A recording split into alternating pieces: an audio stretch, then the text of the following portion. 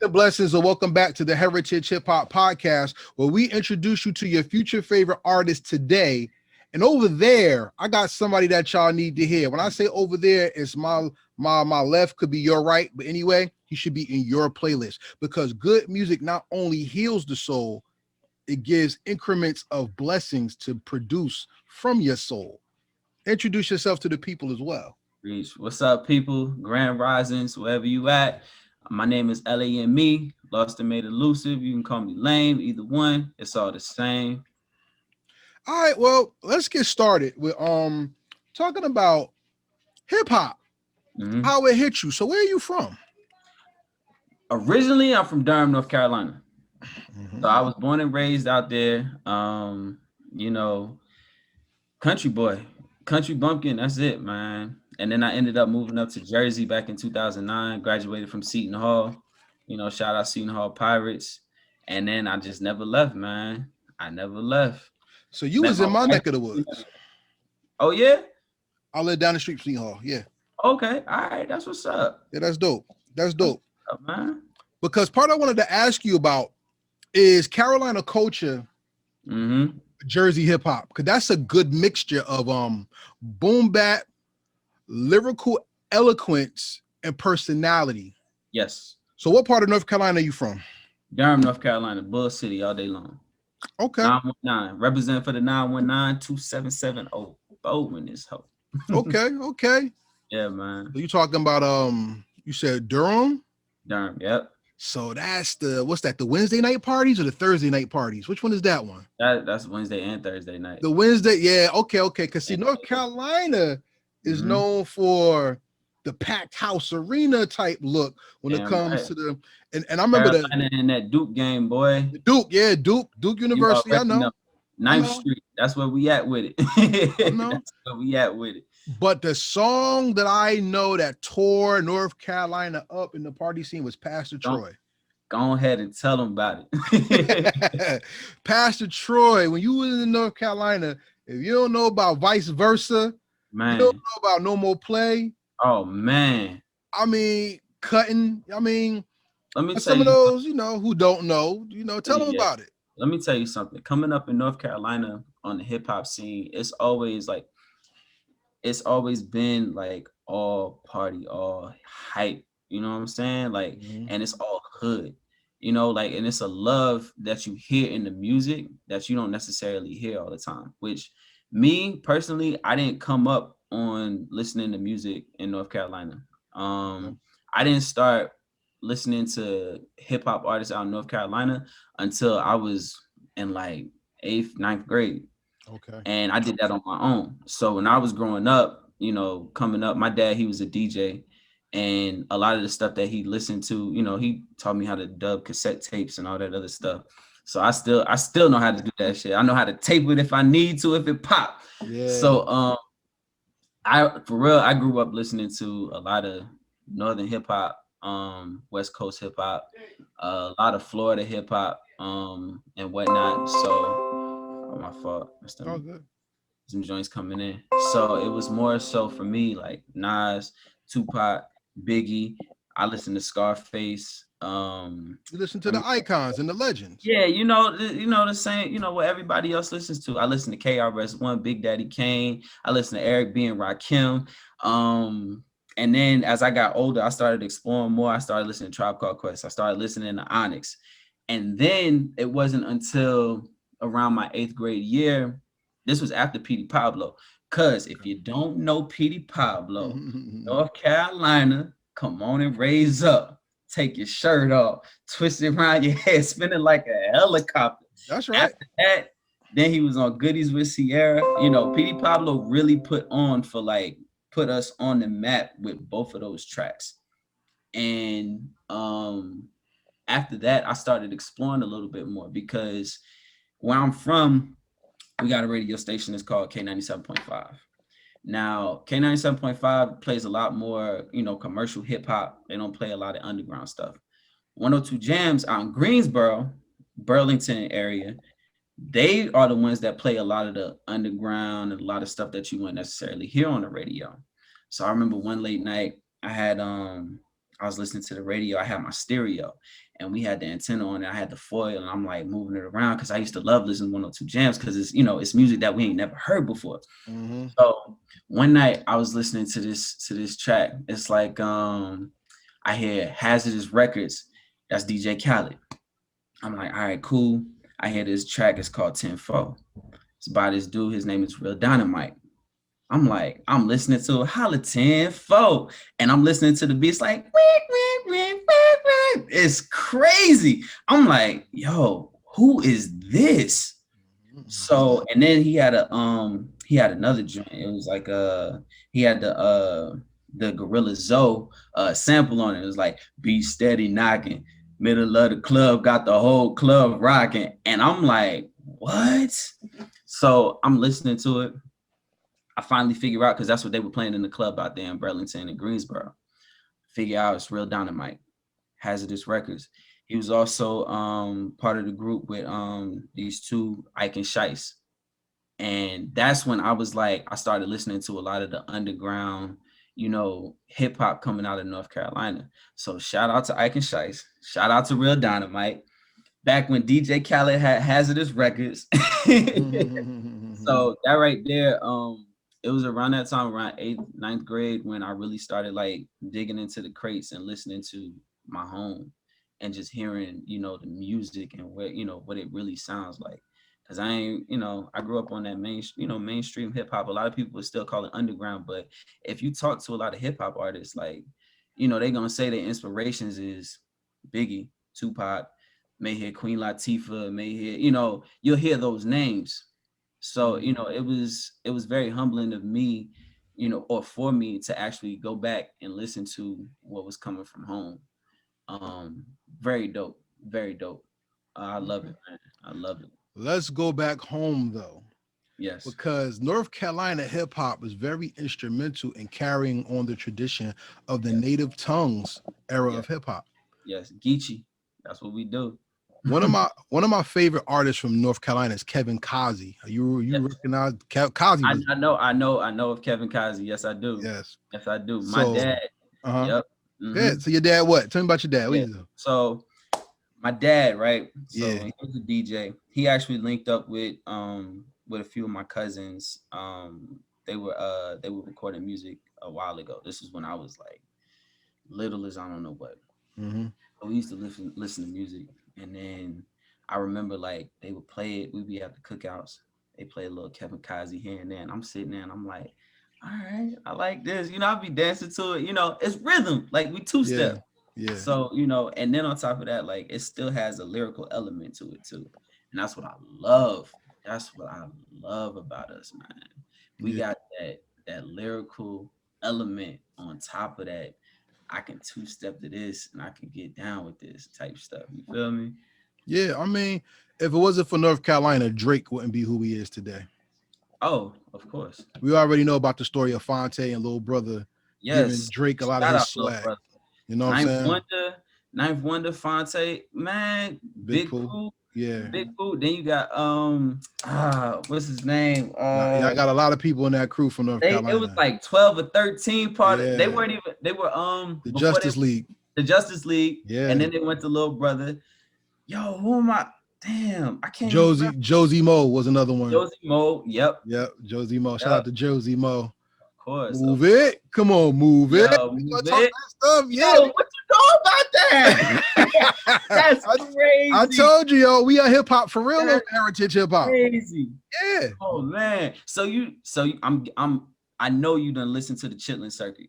Of course, it's a classic. Chitlin Circuit. What you? Yeah, we'll run it down. Look, Cesar Comanche. You had Crisis on the boards with the beat.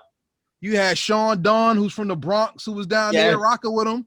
Yeah. Hey, look, Sean Don was my dude too. Braggadocious rhymes. Yeah. I ain't even gonna lie. Who's my man that made Wooden Nickels? That was Sean Don? That was no, it was featuring Sean Don. That Cesar Comanche. He made Wooden Nickels?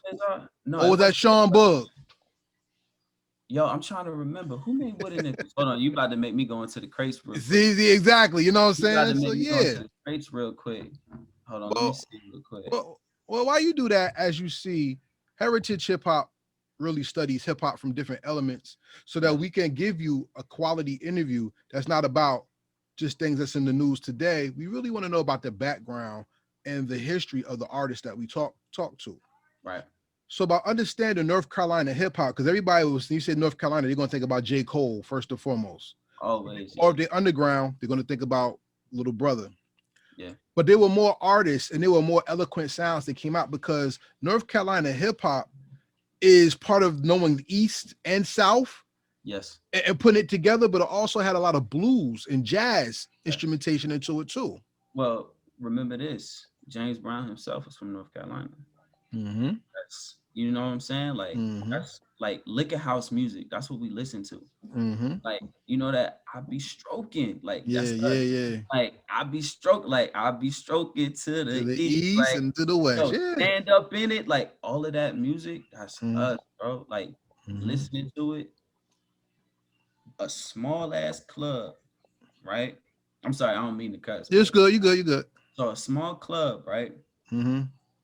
Nothing but guitars, drums, a microphone, and then you might have a piano, smoke everywhere, Mm-hmm. music playing. Ain't nobody eating no food. Ain't Mm-mm. nobody sitting down. Mm-mm. Everybody drinking and dancing, Mm-hmm. like grinding, like Mm-hmm. nothing, you know. And we know what's Mm-hmm. gonna happen afterwards. You know, Mm-hmm. you might be with somebody's wife. You're gonna have to you're gonna have to sneak up out there. But at the end of the day, it's like, yo, I remember the first time I went to a liquor house club. Oh my gosh, it was amazing. Like just being in that atmosphere, and it's Mm-hmm. always in the country. And we don't sell no liquor that you see at the ABC stores. Moonshine, corn liquor. That's what we got. Mm-hmm. Like Everclear. blues, that blues sound Mm-hmm. mixed with that, Yeah. like live instruments, Mm-hmm. live instruments. Like I credit, BB King, definitely for for everything that he did as a pioneer. But when you witness that shit raw and uncut and it's still going, man, you can't tell me nothing. Well, that's why hip hop is the only genre that actually is a living testimony, not a style. Yeah, exactly. So if you know the history like that, I want to ask you a question. Uh-oh.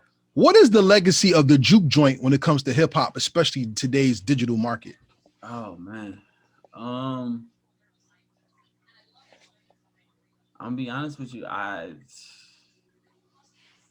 When you say when you say the legacy of the juke joint, Mm-hmm. you you think old school, you Okay. think origination. Um, I can definitely say that there is no originality because the originality has already occurred. Like Mm.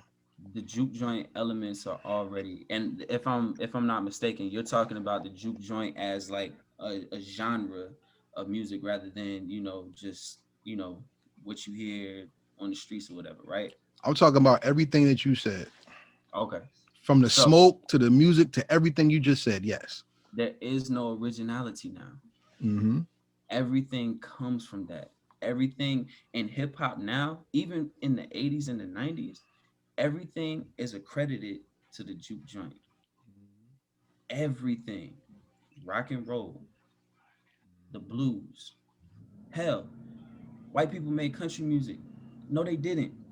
Like that storytelling that we have in hip hop comes from that. Mm-hmm. And it's like it's so crazy. I was just watching Humpty's interview. Rest in peace to Humpty. He was talking about like he was talking about how Tupac, right? He was talking about his music and how he presents his music. And he was talking about he equated Tupac's delivery to MLK, right? And this right here is just off the basis of the conversation that we got going on. He equated Tupac's delivery in his music to Martin Luther King. That draw. One day you will catch me at the mountaintops. Come with me. He's singing. You know what I'm saying? Like everything in hip hop goes back to that. Goes back to it. We owe in hip hop, we owe a lot to where we come from. And that right there, as a foundation, as a stepping stone, whatever you want to call it, that's the reason why we here today. That is literally the reason why we are here today. Why do we have tracks, like Brenda's Got a Baby? Why do we have tracks like Missing You by Biggie? It's a story. Like, it's a story. And that's what we had with those jukebox joints. It was all stories. That style, that's Facts. where it comes from. Storytelling. Mhm. Blues, it's a story. Mhm. Like, that's what it is. So let's So connect it. Let's connect it to your story though, go ahead. because that's why hip hop is a living genre. Hip hop was alive back in the Bible. It was Mhm. wasn't called hip hop then, Right. and we call it hip hop because a bunch of people used to go to the park and dance, and they used to say, y'all try to get out of here with that hippity hoppity shit." Yeah. And then that's when the dude from the parliament, not parliament, from Zulu Nation Blue coined Nation. it hip hop. Okay, Yes. but let's look deeper into that, because the juke joint is the child or the bastard child of the pulpit. Okay. Because slaves would go and hear the stories of deliverance, Hmm. or hear the stories of salvation from a Yeah. man in front of a crowd Yeah. that could keep a beat and tempo. Yeah. Nah, nah, and yes, Uh-huh. Lord. Ooh, Yep. right? Yeah. And go. That's it. That's Testify. the ad libs right there. Exactly. That's the ad libs. So then you go to the juke joint, and let me tell you how smooth the juke joint was. Hmm. The juke joint was smoky area, Yes. a stage, and a Hmm. dance floor, but the dance floor sometimes had chairs on it. Yeah. And depending on who you listen to, depending on how it was set up. Now, alcohol makes you mental. It Yes. says wine is a mocker and beer is a brawler. Right. So before, when people was having their beer, before they was getting into that brawling, they had to get into their feelings. Exactly. And it was nothing like a song where a man is pouring his heart out about the woman he loves that don't want him back. Yep. Oh Or man. or the song about being a man and society don't accept you. Yeah. Or let's go to the ladies of the movement who talked about losing men to violence, racism, or being a woman and needing love. Love Yeah. is the most contradicted essence of music that people don't understand, but they sing a lot about. Yeah. That's facts. Let's That's bring this now. Let's bring this to you, because your lyrics are served out of meaning, a poet's like delivery with hmm life charge lessons in it. So you're telling a story. yeah. What does the soul of your words come from? Is it spiritual or is it experience driven? I say both. How Um, so? there are there are a few things in my life that I can definitely that I have put in my music. Mm-hmm. There are some things that I I have never experienced, but the words just hit me and just come to me like, all right, cool. This right here is what you're gonna say. Like for Mm-hmm. instance, right? So let's go back to I got a freestyle, right? And uh it's over the it's over Traveling Man by Most Def. That instrumental. I've skipped pages and notebooks trying to write fuego lines to songs to even keep the cokeheads hooked, to motivate backpack niggas, BMs, and baby fathers to take a stand, to stop and look, pay attention to what's around. See the lights flash and count down the thunderous sounds. That's the shit that I'm on. I push Lexuses and 91 Cadillacs through North Cackalack, a country bumpkin. So that right there in itself, like I never experienced, having to sell drugs or nothing like that, you know, but that is a spirit that was passed down to me from a generation or two before me, like Mm-hmm. family. But I've equated that and I've used it into my music as a metaphor, as the experiences that I've been through. Mm. Like I've skipped pages in notebooks trying to write fuego lines to songs to even like literally like gone in my notebook. Like we know, like as an artist, like that's something that we struggle with. We catch the writer's block. Sometimes we might write something and we be like, nah, that's not it. Then we write something else and be like, eh. Then we write something else and be like, nah, let me go back to this. I've count down thunderous sounds. Like that right there is like when I was a kid, I used to listen to the thunder. 1 Mississippi, 2 Mississippi, 3 Mississippi, 4 Mississippi. Oh, that's how far away it is. It's a couple miles away. Like that's the type of shit that I've done. Me trying to like Mm. motivate, you know, friends. Like I got friends that's drug dealers. I got friends that's backpack niggas. Like me, I'm a backpack nigga, you know?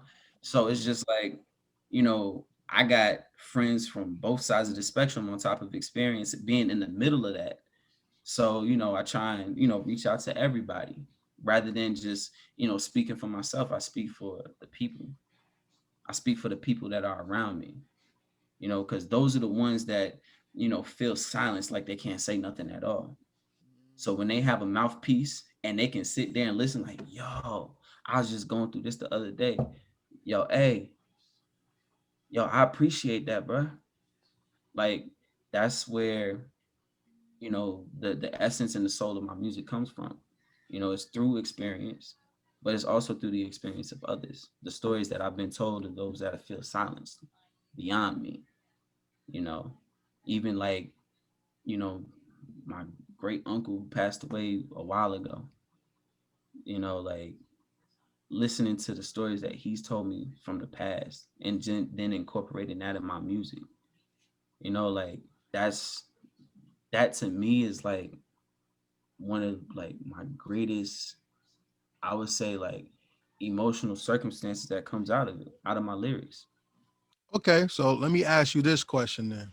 Yeah. Hip hop is a living entity Mm-hmm. because you said the songs that you write come from the experience of yours, Yeah. life itself, and others, which gives root to new expression. Yeah. So, how much of a crime is it to you that people are now putting out soulless music that has no latch key to anyone's heart, mental, spiritual, or any sort of their development? It's just a head nodder or something to dance to. What do you think the crime is in that being made? See, that's the thing. I used to think that. I don't think Okay, that. I okay. don't. So when you listen to artists like, and I'm a presume that you're talking about like artists like Lil Uzi. Nope. The talk to me. Which artist are you talking about? Lil Uzi has a place. It's Mm-hmm. just not my place to share with him. Right. No, Lil no, no. Uzi Yeah. is an artist though. Right. Hip hop is not full of artists; it's full of participants. Well, there's And a difference between hip hop and rapping and you're music. right. You're right. There's a difference between art and participation because Exactly. art comes from your soul. Participation comes from a will to get something. Exactly. So we have a lot of people who are actually putting out music not from their soul, but because they see it's a come up. And a lot of that music is the music that gets played because it's cheap, it follows a trend, and it Mm, doesn't enforce or invoke thought. All it does is invoke a pattern. That's called yeah. a fad setter. But a Mm, trend setter is somebody who can make something and do a trend where not only you see the elevation of them or the people that's incorporated with it, but it mm, also takes the culture to a new level. That's yeah. the music that's being slighted in the Yeah. mainstream. Right. The fad is what's getting being given.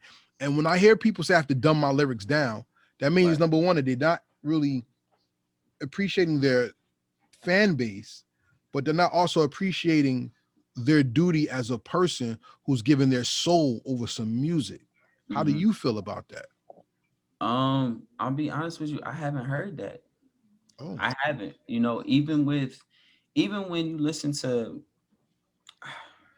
all right, I'll say this: mhm. commercial music, stuff that you hear on the radio, Yep. right?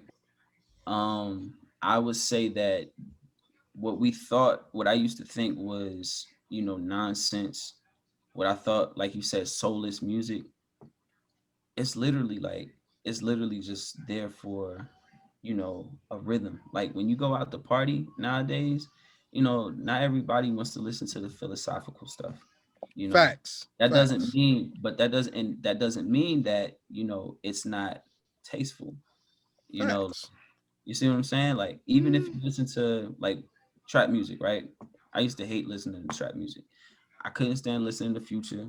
I couldn't stand listening to Migos.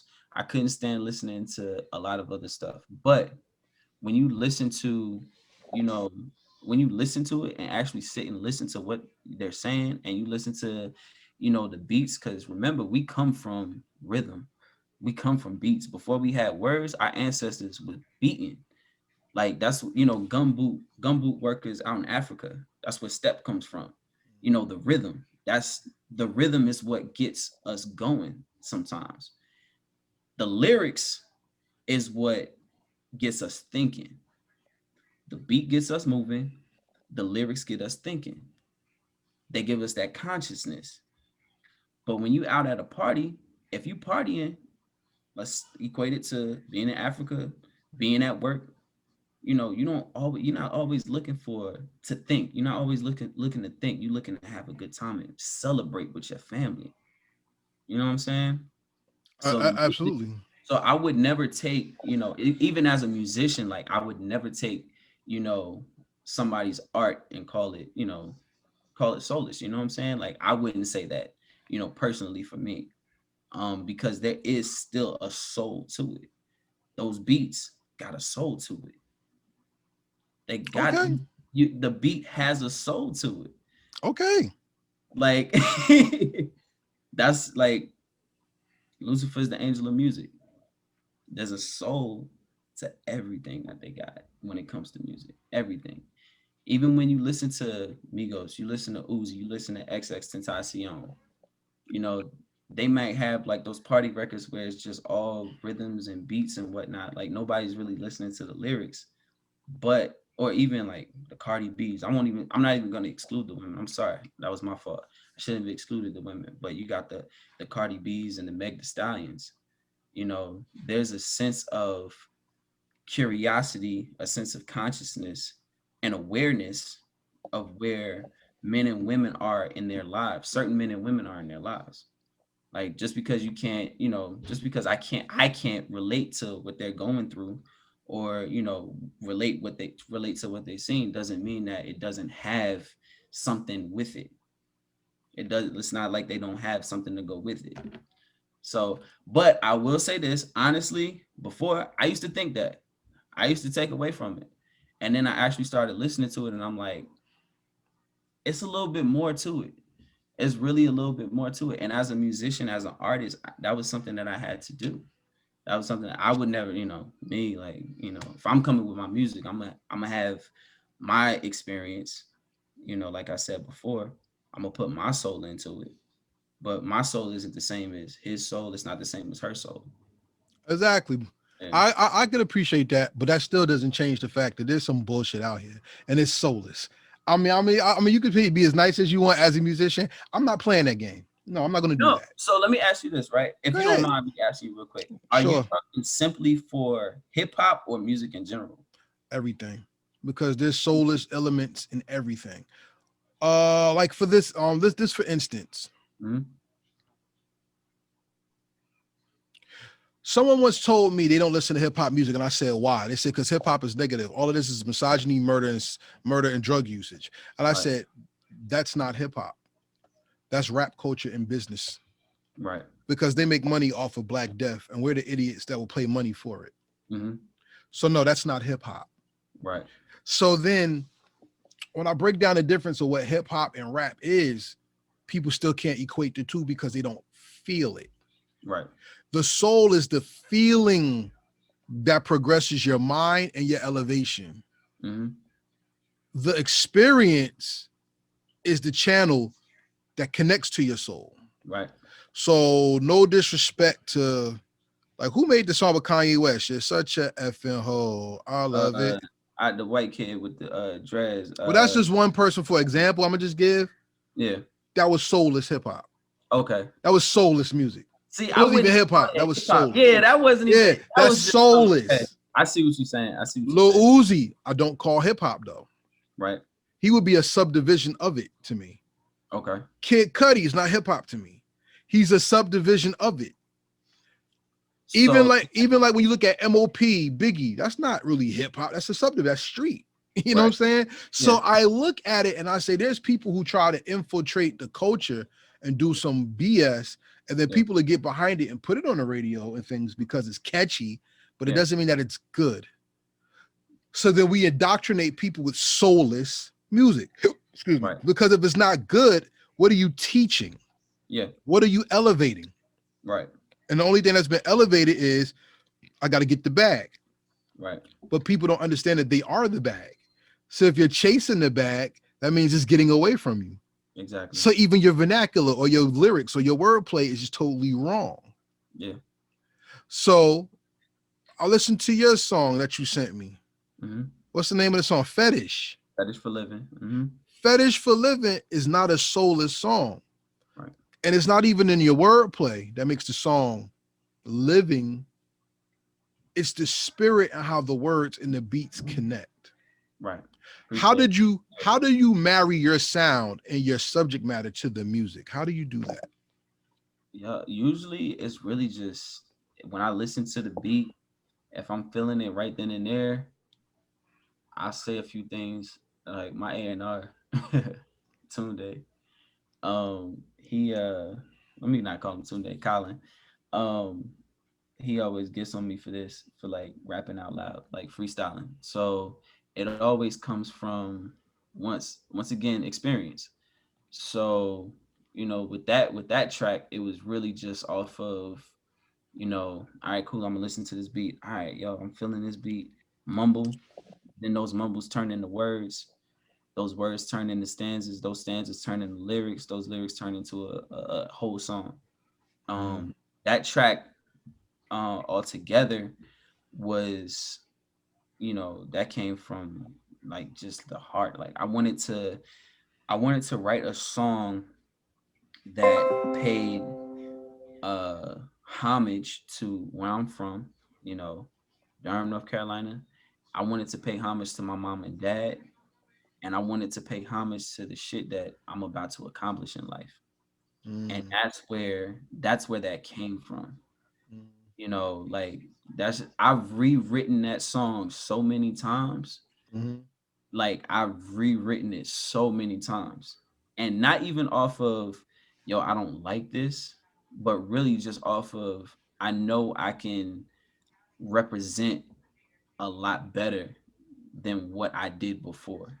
Like I know that there's content that I can add into this song without saying too much for motherfuckers that really understand, like, yo, this is where he from. Like I met this girl when I was 3 years old. I'm a huge Common fan. Like, nah, I met her when I shot up out of the womb. Like, that's how I feel about my mom. Like, I lost my mom, 2 years ago? A little bit Mm-hmm. over 2 years ago now. And, Mm-hmm. you know, she's not here to like physically hear what I'm saying. You know what I'm saying? So just off of the reflection of how she made me feel as her son, Mm-hmm. how she as raised me into a man, you know, Mm-hmm. my dad, hard as I don't know what, like had like yeah, I had to pay homage to my dad. My dad was there for me. You know what I'm saying? Like he Mm-hmm. never left. He was there for me. He's still there for me to this day. Mm-hmm. So it's like, and then growing up in North Carolina, like nobody knows Durham like that.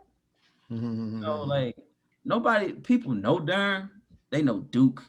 They know that shit. Like they don't know, Crips and Bloods, like the Pyrus. They don't know the Welcome to Durham. Like they don't know our Mayor Bell. They don't know that. They don't know North Carolina Central like that. So it's just like I had to bring it out. I had to speak up for us.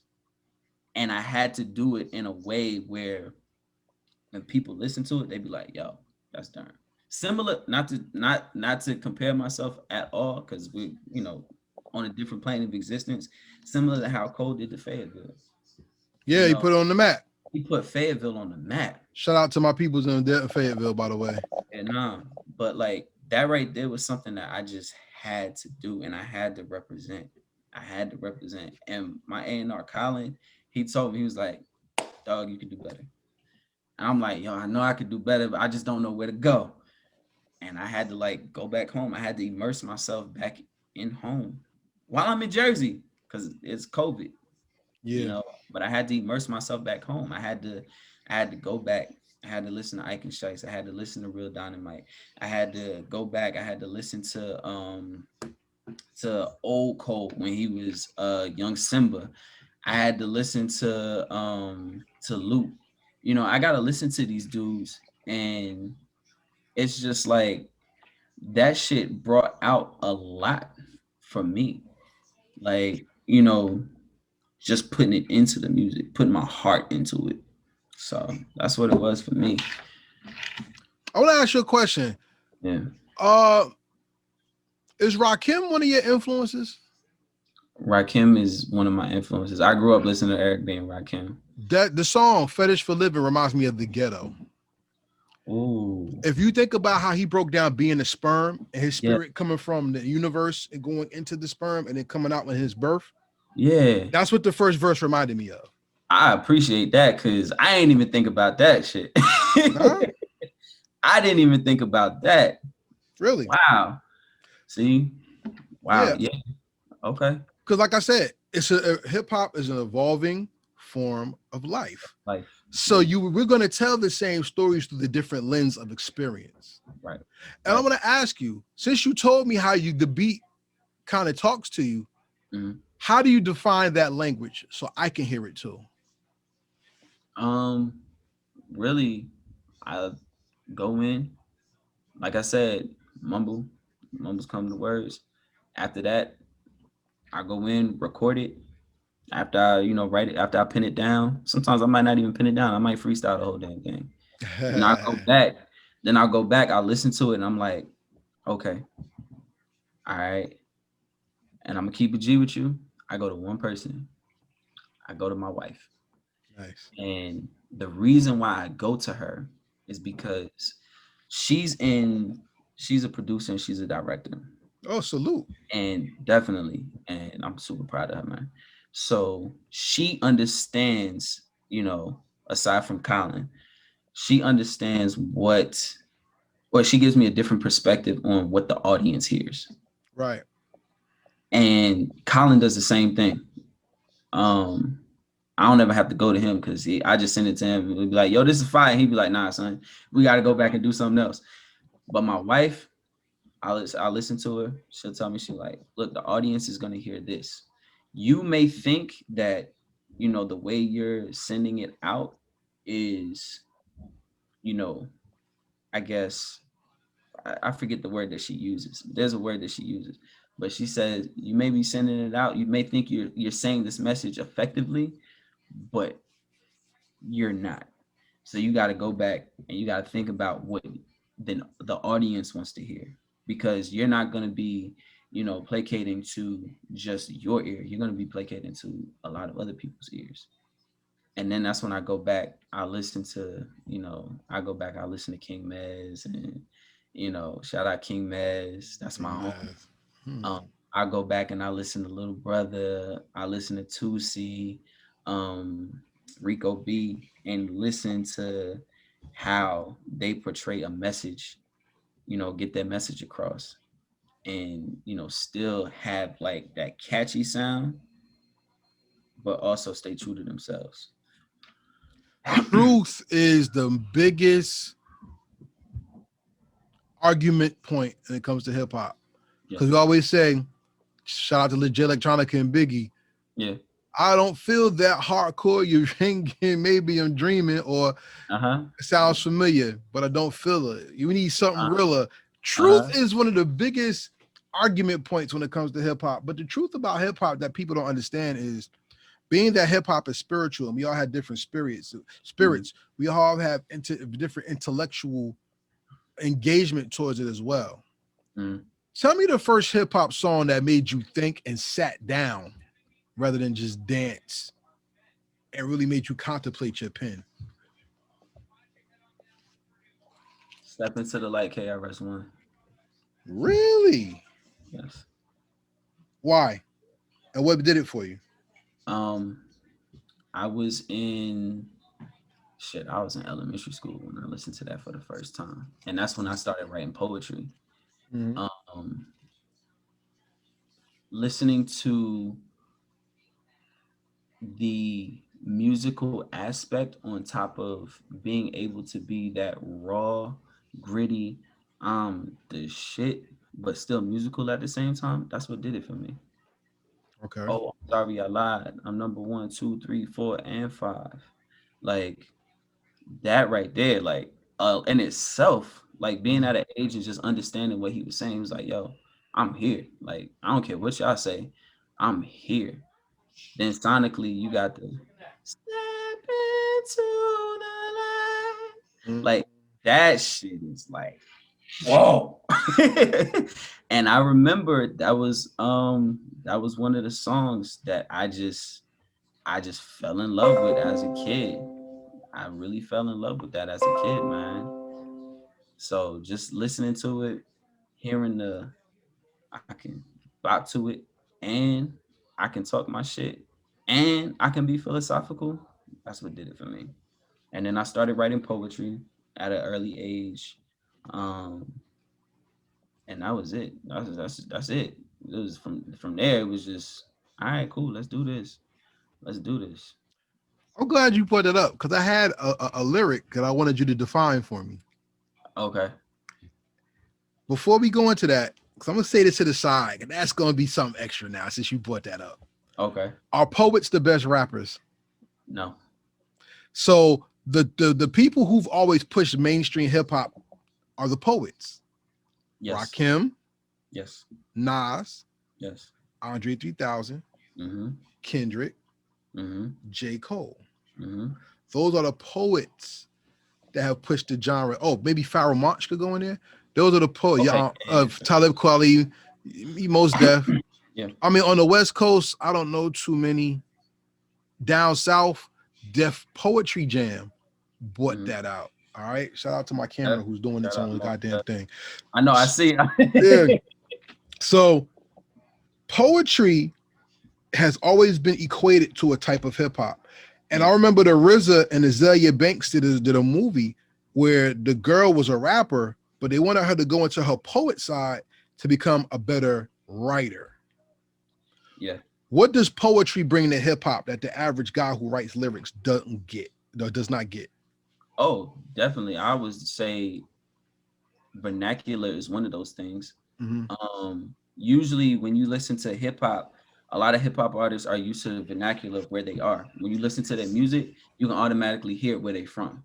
You know, you can hear it in their accent. You can listen. You can hear it in the words that they using to describe certain things. Like, shout out to shout out to damn Chance the Rapper, like him with that Chicago sound and bringing like that old Chicago, the Motown, all of that into his hip hop on top of like, bringing in, that sense of Chicago, I remember he had a line, he was like, lean all on the square, that's a fucking rhombus. Like, Yeah. I was just like, you lean on the square, like, but I had to go back and realize like, oh, he talking about some lace shit. They like this is what they, oh, okay, all right, cool. Mm. So I would definitely say like a broader vocabulary, a What a much vocabulary. vocabulary, because we as poets, we have to, a lot of people listen to the big words and how we break them down. That's they get the emotion and the feeling, from how we put it, put that emotion and that sense of, you know, love into or hate and push it out. So Mm. I can say that too. Emotion. I would say emotion, and I would say vocabulary. Okay, so now I want to give you the lyrics and tell me what you think of this. All right. Go ahead. Shout out to my camera. It is jumping by itself. We are bugging over here. So all right, here we go. After 7 years of rocking, how do you rate me? Poorly or greatly, everybody seems to be going for theirs lately. Your mad heads be needing money. So listen very close as I conduct this little study. See, it's funny to me, you could watch TV and give up your life trying to be all you can be in the army. Not knowing your history, you either fight or die or come back in misery. You'll get with me. I deal with reality. Loosen your mind to the truth and don't get mad at me. What does that mean to you? Whew, that's loaded, man. Uh, that right there is I am who I am. You're just gonna have to accept me for who I am, and I'm not giving in to all of that BS, all of that nonsense, or what they may, deem nonsense. Take me as I am. I'm not giving into societal norms. That's where that to be honest, that's where that puts me at. And that's powerful, man. That is powerful. That's dope. Who is that? KRS-One, higher level. Higher level. Got it. I gotta See, go back and listen to that. see, the type of writer you are, I think if I gave you lyrics, you would give perspective of not of music, but of life. And that's what you did. Yeah, So for our interview, not only did I want to talk to you about music, I wanted to get your perspective on things because life is all about perspective. of course. Like right now, we have people angry about Juneteenth and also Asians getting a law written for them for safety against hate crimes. Yeah. How do you feel about society and hip hop's responsibility to reflect it? Um. So one, break down society. I'm gonna be honest with you. I am the biggest introverted extrovert, one of them in the world. I cannot stand being knowledgeable of what's going on in the world. I can't stand being known by the world, but yet and still, I need to be known by the world and I need to know everything. How I feel about society, I have become so numb to it because nothing surprises me anymore at all. Nothing surprises me anymore. As a hip hop artist, for me, it's to bring, like you said, perspective and it's to bring awareness to what's really going on. Um, I think that a lot of artists do make that happen. But I think some people are so like me are so numb to the fact that they got other things going on. Like, you got a 9 to 5, like you got kids probably, you got this, you got that. You're too distracted to even really sit down and be like, yo, hip hop artists, musicians, I won't even say just hip hop artists, but musicians in general take us away from those distractions for a little bit to be like, oh shit. All right, cool. Yeah, you're right. Like I do need to pay more attention to this. I do need to pay more attention to that. Things that you might not at first. Like I got a kid, I have a daughter now. She'll Congratulations. be 2. Thank you so much. She'll be 2 in August. And the things that I was thinking about, before she was born are completely different now. I didn't know what I should pay attention to, what I should do here, what I should do there. And then I listened to, albums like For Your Eyes by J. Cole, as he's talking about, fatherhood and being a husband. I'm married.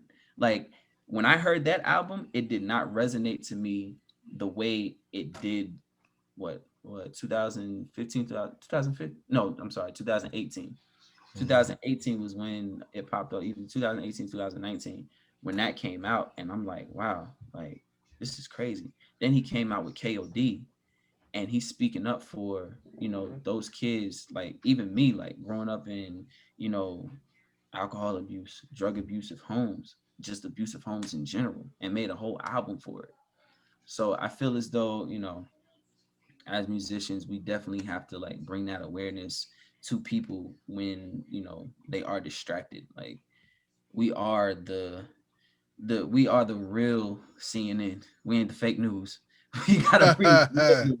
We gotta bring the real news when it comes down to it. Even when you listen to, I think it was Offset. He dropped his album last, and he talked about his struggles of being a father, like Father to for yeah. multiple kids. Yeah, like he struggled with that. But that right there, like, yo, how many of us struggle with being fathers?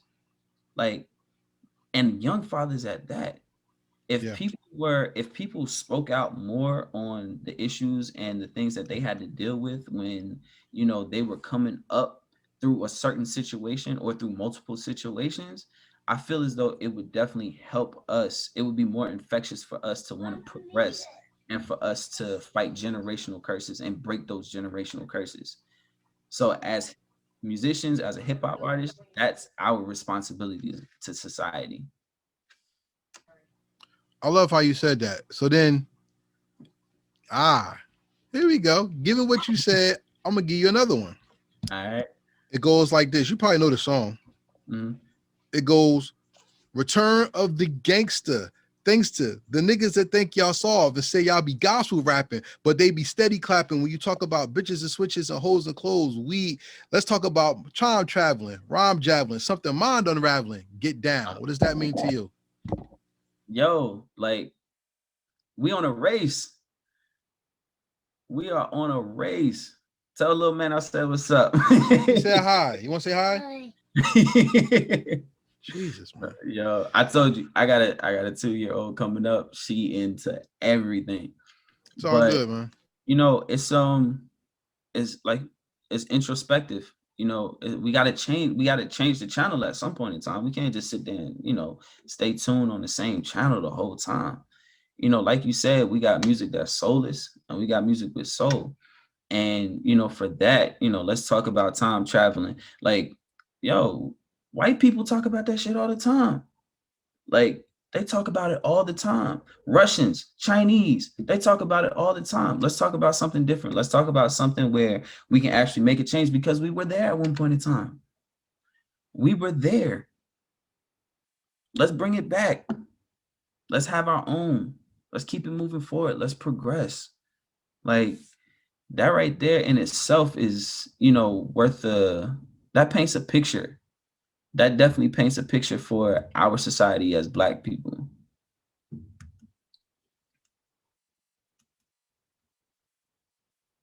I'm glad you said that because I have another one for you.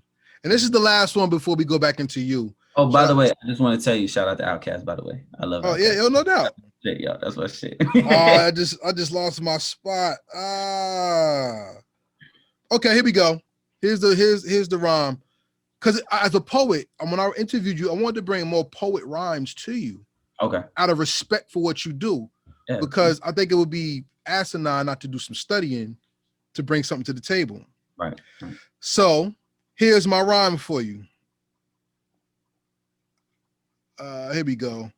From Czechoslovakia to Texas metropolis is them treacherous Rosses and the Mexican mafias be scrapping with tats on their back. Violent wars, nothing less than the lethal injection, if ever courtrooms, eagles and flags, American style. While in our world, the ghetto stays incredibly foul. Watching for paint chips, don't want no lead in your child, but them gangsters put lead in your child. The Bezzy be out. What does that mean to you? Yo, the struggle is worldwide. It's worldwide. Everybody goes through it. Everybody.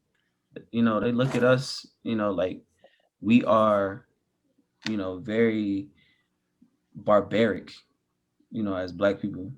We're not. Like, that's just human nature. People fight all the time over property, over shit. Like, wars go on, countries fight. But as Black people, we have gangs, like, but you gotta look, like, it's not just us. You got, you know, the Soreños and Hell's Angels. Like, it's not just the Bloods and Crips out there. Like, everybody goes through this shit, man. Everybody. That brings a bigger introspect. Like, No, this was it's just the not just, camera. oh, the camera, okay. It's not just, it's not just Black gangs. It's a human thing. You go back to Zulu, you go back to the Zulus, the Hutus, the Tutsis. Like, they're doing that right now. Well, recently, I won't say right now. That's just it's light and dark, yin and yang. I always say that. You got the good and you got the bad. That goes for people too, you know? So shout out. Shout out. I need to know that song, by the way. Who is that? No Ideas original by Nas. So That's I got one more before we go into the interstate runners and we gonna talk about the squad. I All bet. right. I bet. But I got one more, and it's like a 3-parter. I'm gonna give you one part. I'm gonna give you the second part, and I'm gonna give you the third part. You tell me what you think. All right. All right. Planet Earth was my place of birth, born to be sole controller of the universe. Besides the part of the map I hit first, any rhyme that I can adapt when it gets worse. The rough gets going, the going gets rough. When I start flowing, the mic might bust. The next state I shake from the power I generate. People in Cali used to think it was an earthquake. That's the first part. You know it already? Keep going. Keep going. Then I take a thought around the world twice, from knowledge to born, back to knowledge precise. Across the desert, that's how to store a radiant. But they couldn't cave me in because I'm Asian. Reaching for the city, a Mecca, visit Medina, visions of Nefertiti. Then I see a mind keeps traveling. I'll be back after I stop and think about the brothers and sisters in Africa. Then the last one.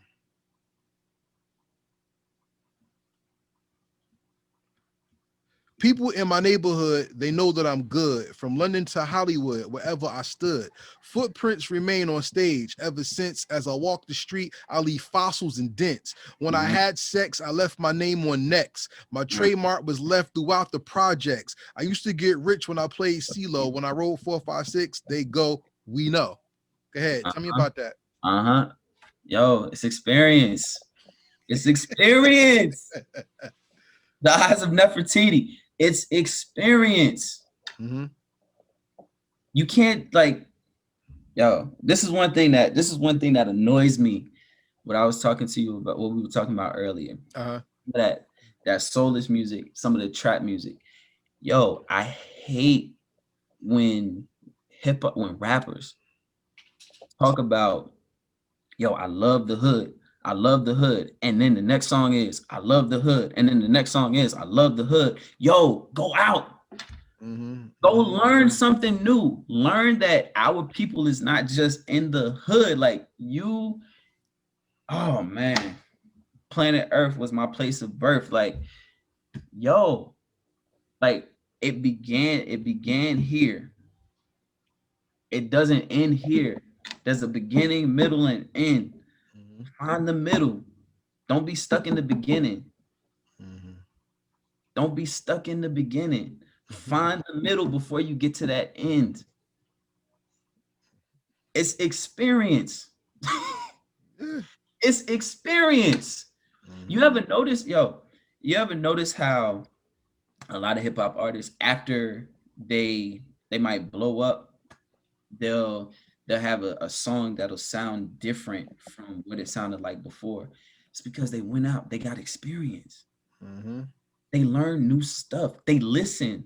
Even if you just read a book about it, an encyclopedia. I know a lot of people don't know what an encyclopedia is nowadays, but even if you go out and just read the encyclopedia, if you can't travel, yo, go learn something. That's where poetry comes in, because we got to study other poets. We got to study Shakespeare. We got to study Midsummer Night's Dream. Like we gotta do that in school first before we can even pass on to the next grade anyways.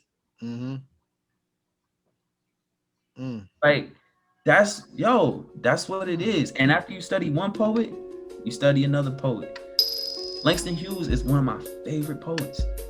Langston Hughes was deep, true indeed. So wait, let me ask you a question. Because you just brought up an interesting point. Because you said when you learn something, go to the next one. Life is a classroom without walls. Yes. Because you're going to learn something every day.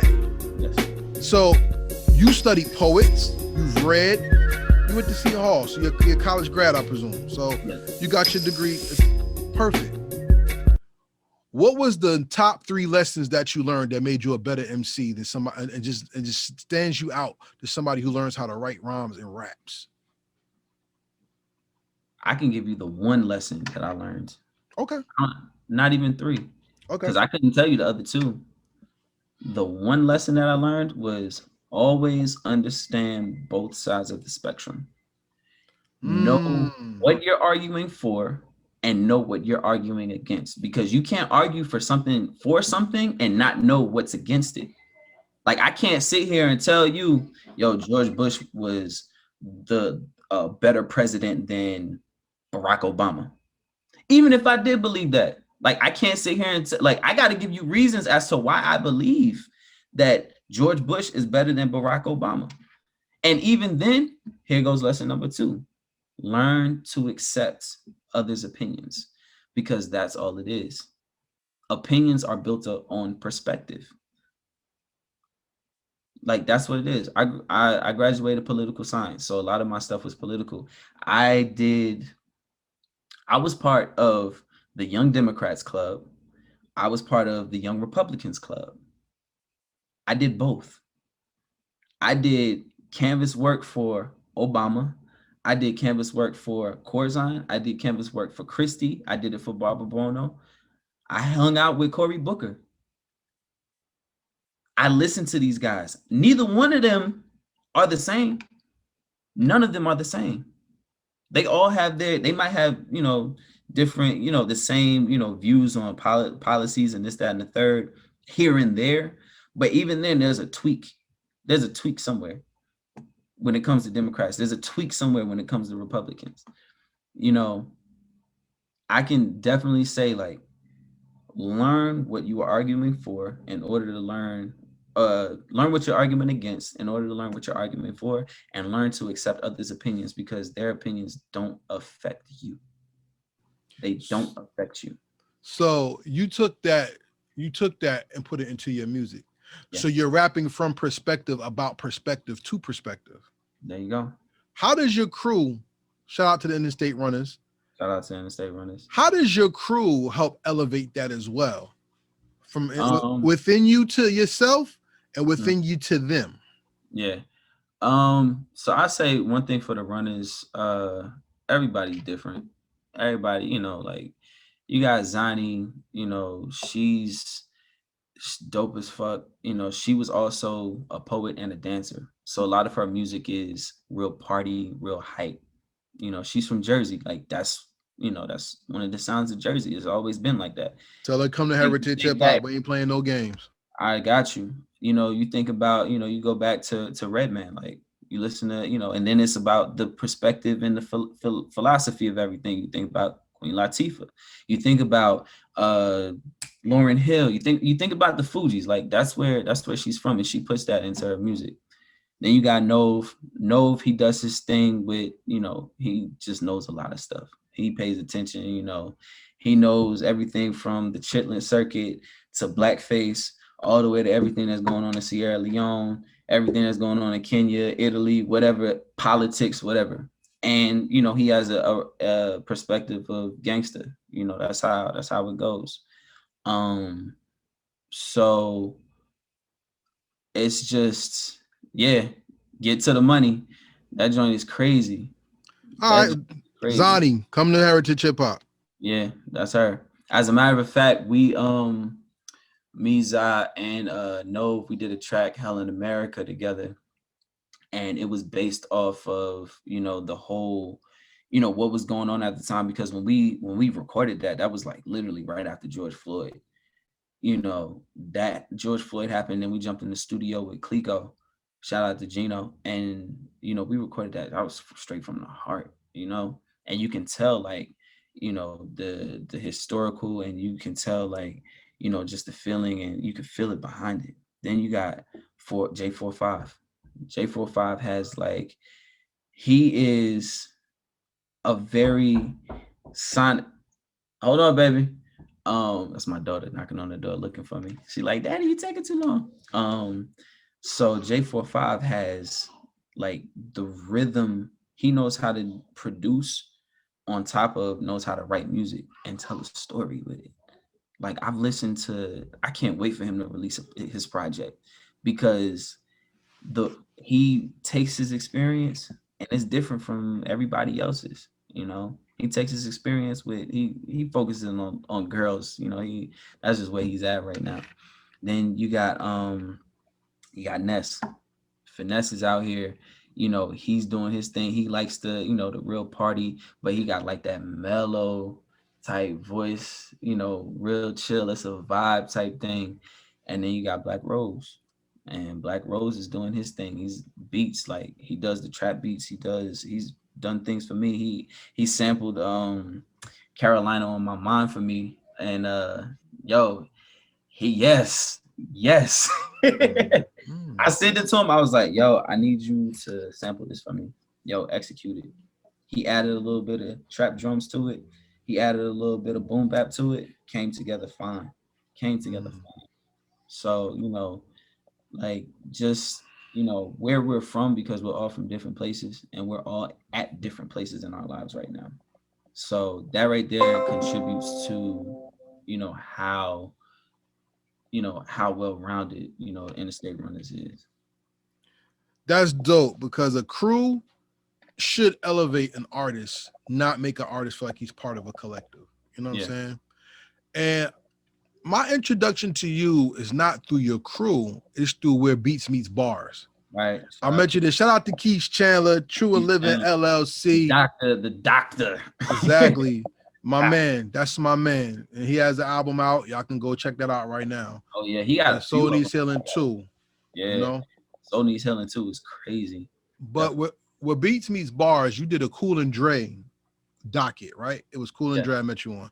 Hmm. And my thing was, I think you were one of the only people who actually flipped the Cool and Dre and I did the typical. Right. And that's the ear and the vision of an artist. I want to ask you this question. What is the ultimate vision of artists in your understanding of art? What is the vision an artist should look for or should look to um mature in as they make music and as they become a movement of people following their sound? Adaptability. I feel like you should adapt to everything. Like, even if you don't like it, if you don't want to do it, learn to adapt to it. You know, because you never know what, as an artist, you can bring to the table. You don't know what changes you can make to make it even better. Like, I've done freestyles over Jay Dilla. Like, I've done freestyles over Jay Dilla. I've done Cool and Dre. I've done Fat Joe Big Pun. Like, you know, like I've done these things. I've done the Dr. Dre freestyles.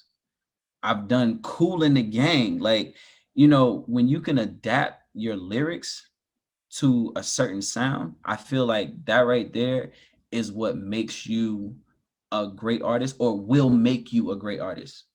You know, I can say that I'm not at my fullest potential right now, but I know that no matter what, I can adapt to punk rock. I can do it here. I can do it here. I can do it there. Run DMC, rock. You know, they did, you know, Steven Tyler, Aerosmith. That was one of the things that made them so, and on top of that, they stayed true to who they were. They stayed true to who they were and kept it lyrical on top of that. You know, so as an artist, you should always look to adapt to something different, whether it's old, whether it's new. I feel like that's very important. Very important. So what are we looking forward to with your debut project coming out? The Ooh. Lame EP. Oh, L.A.M.E.P. You're gonna hear, of course, you heard Fetish for Living. So you're definitely gonna hear that. You're gonna hear some rough, you're gonna hear some rugged, you're gonna hear like, you know, my influence from Pac and Biggie, from Nas, from Onyx. Um, you're gonna hear uh experiences that I've had with friends in the past, you know, me trying to be a beacon of light to, you know, friends and family. Like, it's gonna be nice. It's gonna be nice. It's gonna be real nice. Very, very different as far as the music goes. I've that's one thing that I've definitely heard. When I was at, as a matter of fact, when I was at Where Beats Meets Bars, they had like a live stream session, and I performed two of my tracks, and they were like, "Yo, that's different."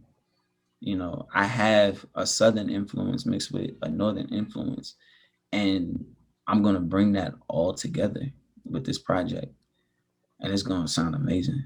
It's gonna sound amazing. That's a promise. Okay, I want to ask you this because you keep bringing it up, and I have to go back to it. Go ahead. What's more influential to you, East Coast drums or Southern bass? Oh, East Coast drums.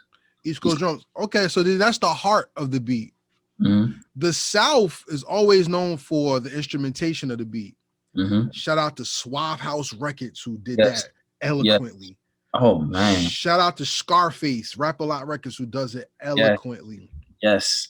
Shout out to groups like the Brand New Heavies. Mm-hmm. Um Mm-hmm. oh, what's a good one that people Gotta sleep go. on? You gotta go back. Even if you want to come up a little bit more, you slip and slide. Slip Slip and and Slide Records, yeah. oof. That's Florida, y'all, if y'all You got know. you better pay some homage to Pimp C Bun B. Like Yeah, the yeah, under, you gotta pay homage to that. You know what I'm saying? yeah. Even Too CeeLo, short, even too short. too The short. the ghetto. Yes, They yes, played that. DJ yes. Quick. Yeah. I Oh mean, man, I mean, like I said, you could go on. yeah, you could go on because influence is more than just what you hear. Mhm. Influence is what you feel. Yeah. So I have a question about feeling that I would love for you to take us into when it comes to your debut project coming out. You Mhm. said it's going to be good. It's going to be something that people can hear and know that it's different. What is the most fulfilling aspect as an artist about being different when in today's music everybody wants you to be the same? When for me, it's one when I can sit back and say, "Yo, I did that shit," and two, when people can look at me and be like, "Yo, you did that shit." Like that's it. Like I love that sound. Mm, Like you said, one of the things I started off was poetry, and I've been able to, incorporate that into it. But people rock with it still. People feel like you were saying. People feel exactly where I'm coming from because they got similar experiences. I'm just expressing it in a different manner. Like my flow is my cadence different. My flow is different, and nobody can like people. People can compare you to somebody. All day long. Like I've been compared to, Cole before. It's because I'm light skinned with dreads. All right, people gonna do that. But when it comes down to it, still like my style of rapping is unorthodox because even with like my rhyme scheme, like Colin, my A&R gets on me about my rhyme schemes all the time because I have like a A, I have a A B C rhyme scheme, and then I'll go off on a tangent and I'll rhyme that last line with the B line or the A line from the last stanza. Like, okay, so you could go but over somebody's head. it works with it. It Mm-hmm. definitely works with it to a point where I can actually form it into something where people can get and understand where it's not too much. So I feel like that's one of the things that that I bring to the table as a hip hop artist. It's not even with a story like I said, poetry. Like you don't always rhyme with poetry and spoken word.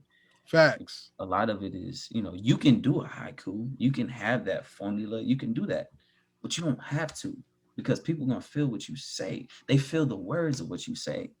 Mm-hmm. They feel how you say it. Mm-hmm. I You like how know, you said that. So to end this part of the interview off, let me ask one last question. What is the most important message hip hop should give that is not giving today? most important message that hip hop should give that is not given today. I think that hip hop, hip hop, Yeah. nothing else. Mm-hmm. Hip hop is doing its job. Okay. I don't think that there's, I'm not saying that it's perfect, but I feel as though hip hop is doing its job with getting the message across. It's the influence of everything around it that hip hop is surrounded by that's taking away from that message Mm, because, you know, you gotta, you listen to old school, like around the garbage can, freestyles. People are like, it's like blues with a different rhythm. you know, and I feel as though that hip hop is definitely doing what it's supposed to do, but it's just, people are consumed with popularity and fads, like you said before. People are consumed with that. So it takes away from acknowledging what's being said. Hence why like Joey Badass is like one of my favorite, like I've been listening to Joey since he was like a kid, like, and he's always like, people compare him to the Wu-Tang and whatnot. I mean, that's what, yeah, they've done it. They say that he had, like, that's what they've done, but off of sound, not Yeah. just like off social Salute the media. pro era. Salute to Yeah, them. They're dope. yeah. Like, I've been listening to Joey Badass. I listen to Big Crit. I listen to J. Cole. Exactly.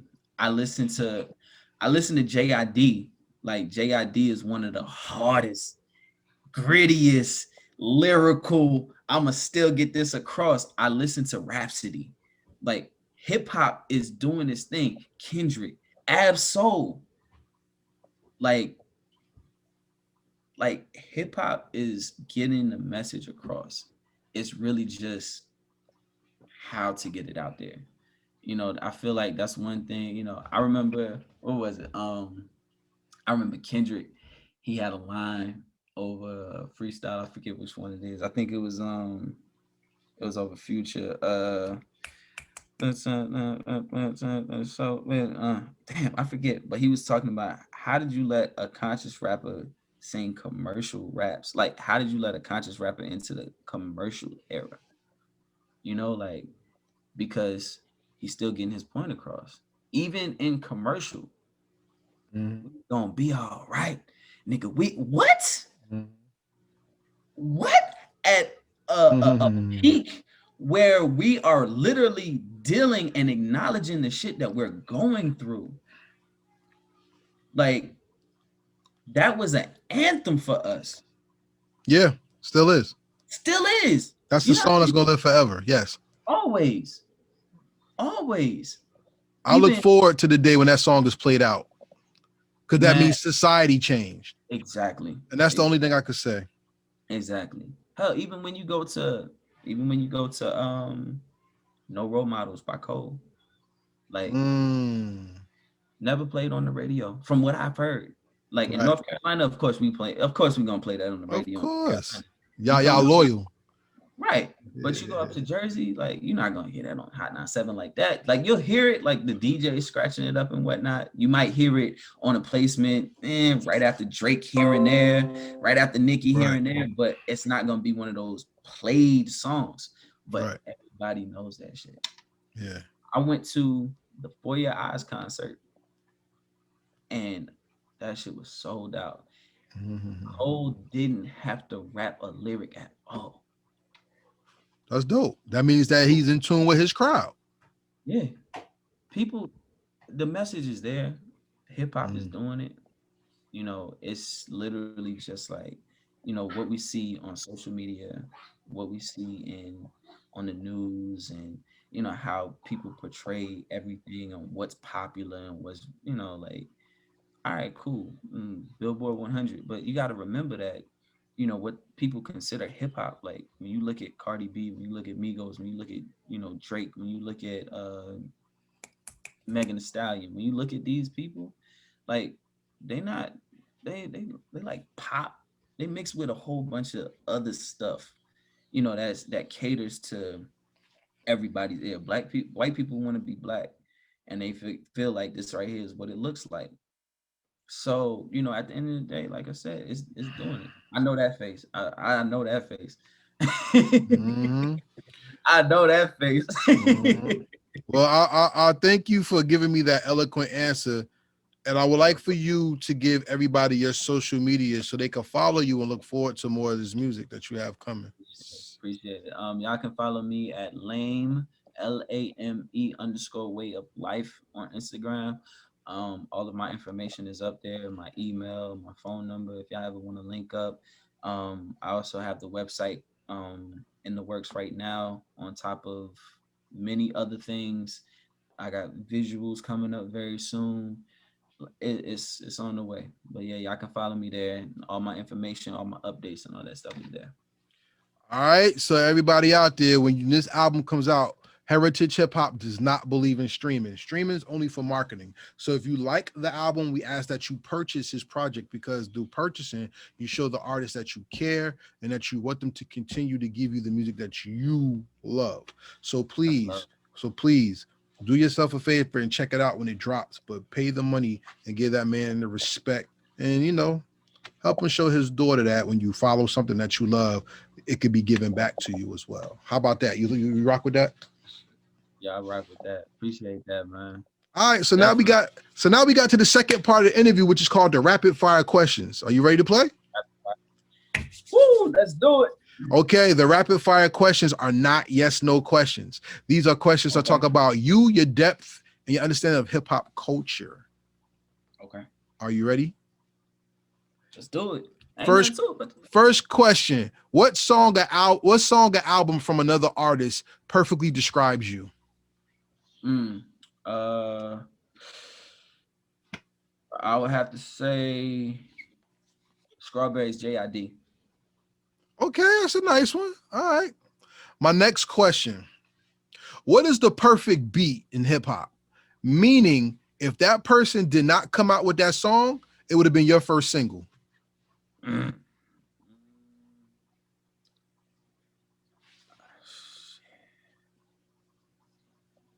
Damn, that's a tough one right there. Mm-hmm. That's what we do. That is, oh my gosh. International Players Anthem Outcast. Woo! Oh, you a soulful kid. All right, I got you. Next question. And this is a deep question from me to you. Okay. Orators are the leaders of society. Right. Whether you give speeches, you do music, or even if you're reading a written composition to a crowd of people. Mm-hmm. And the most eloquent orators are MCs. Tell me, who's an MC to you that never rapped, that influenced the hip hop culture? Malcolm X. Okay. Malcolm X. 100%. Any more? Just him, you think? Oh, I can keep going. Maya Angelou, Malcolm X. I can go Martin Luther King. I can go even some of the athletes that we got, like some of the things that they say, they got a lot of influence. Michael Jordan, Jackie Joyner Kersey. I'm drawing a blank. It's all good because you're making my point. And my point is being an MC is more than you being able to speak on a microphone. Yeah. Is you giving a spirit, giving your voice, and giving your vision to the people. Of course. What's the most dangerous vision hip hop gave the people that were still recompensing sins from today? Say that one more time. What is the negative voice that hip hop has given the people that were still paying dividends on for those sins that it's been given? Gangster rap. How so? It's become very popular to want to be a gangster. It's become very popular to want to sell drugs, rather than putting out there, and letting people know that. And it's not just in the music, but it's in, like you said, just having an interview and where you're from. Like a lot of times, people have glorified it rather than shunned it. Like, yo, don't do that. Like, I done this. Like, let's not do this. Like, really, let's not do this. And actually show not doing this. Because when you repent for your sins, you don't just say, Lord, forgive me, and then think that, that's it. You got to make a change in the things that you do. And I feel like that's one thing that we didn't necessarily have. We kept it at, yo, guns, drugs, etc., strippers, bitches, hoes, niggas, this, that, and the third. And I feel like that's one thing that we're still paying for now. You know what caught me when I was little? When my people was getting into stuff. When I was little, gang culture was whack. We didn't do that. You know what I'm saying? So I could tell you what generation I'm from. Yeah. I'm from the generation before we don't throw gang signs in New York. We just be on some shit. Like that's me. You know what I'm saying? But they had a movie called Bangin' in Little Rock. Did you ever see that movie? I never seen it before. So one of the things that caught me, that made me really think about life differently, was they have a program that when somebody murders somebody, they actually had to work with the coroner to clean the body and to clean the skull. Wow.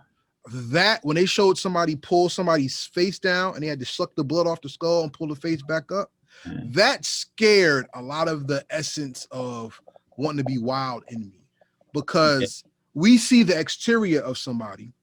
We take for granted that somebody is another person's child, husband, boyfriend, brother. We take all that family essence away because we're angry. When you see the bare bones reality of death, even the Bible says it's good to go to a funeral, because then it makes you think about what's your understanding of God and where you at in your life. And to take a life and then have to properly care for the body. And we have internet videos now with people smacking dead bodies in funerals, or people stealing people's coffins. I think you call it gangsterism, the gangster rap. I think we've gone to the point where we're allowing hatred to fuel what God gave us. Yeah. And we're giving people a right to say that we're messed up. But at the same token, when we say people make movies and they have movies of violence, you don't come down on them, because Fried Green Tomatoes isn't to Terminator, is not Aquila and the Bee, which is not Soul Plane. Everything's different. It's a different expression.